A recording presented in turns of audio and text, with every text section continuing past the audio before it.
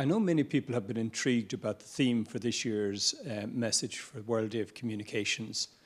The decision to talk about the family initially led people to think that this was another letter about families.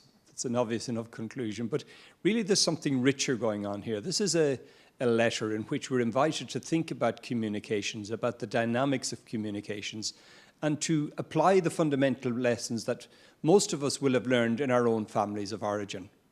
The first point I would say is very important is within families we're communicating all the time.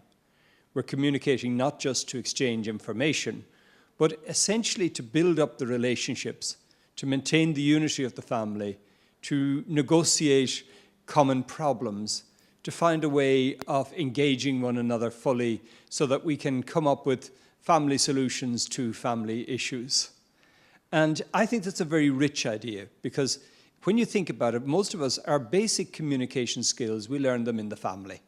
It's in our families that we learn our first words, but we learn them in the context of relationships.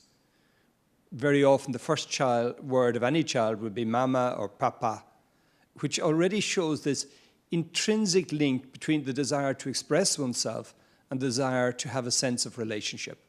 I think the first and primary lesson we can take from this letter this year is that we need to focus that communications, when it's at its best, will always help to build up relationships. So the challenge a little bit is to move beyond the idea of the natural family, the family of origin of each of us, but to think about the broader world as a family and to see how the skills we learn in the area of communications in our own families can help us then to communicate better and to build together a better human family. And those skills are inclusivity. In families, we have to learn very early on to make room for others. It's not all about us. The nice thing is that in families, very often we are loved unconditionally. We get a primary experience of what it is like to be loved by God. But families also remind us that we're not the center of the world. We're not the only one. We learn to engage others, to take account of their views, but we do it in a context of love. And that's a good lesson for all of us in the world as we try to work together to communicate, to engage problems that face all of us. We try to do it with that sense of a desire to build community, of a desire to maintain unity. One other nice thing is in Ireland we often say family or home is where they have to take you in when nobody else wants you. And that's maybe an invitation for us as a church to have the sense of the church as a family that's open to others, that takes account of their needs, of their desires, that never closes its doors. I think Pope Francis has constantly been reminded us of the family as home, as having the doors open, about being even willing to take risks in that desire to be inclusive. So again, the reality of our own family is reminding us how the church as family can have that sense of inclusivity and welcoming for everybody. And there's a nice idea there too, that we learn to be attentive to those who are easily forgotten.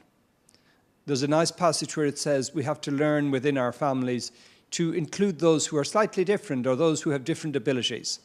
I think a challenge again for the church, but for all human societies, is to ensure that our forms of communication are open to those who have different abilities and different ways of being. I think that's a very important challenge as we talk about inclusion in the digital world. Are we ensuring that the platforms we develop, that the services we offer online are truly available to everybody, so that we have a sense that our whole world can benefit by having the benefits of the views and the opinions and the ideas of others. So again, back, it's our family keeping alive this sense of inclusivity. I think families also, we know what it is like to have little disputes and upsets, but we have those debates and we have those discussions, often very strong and very clear and very straightforward in our different views. But in the context of family, there's always the sense we're going to resolve this by way of love. We're always going to find a way of bringing this to a happy ending.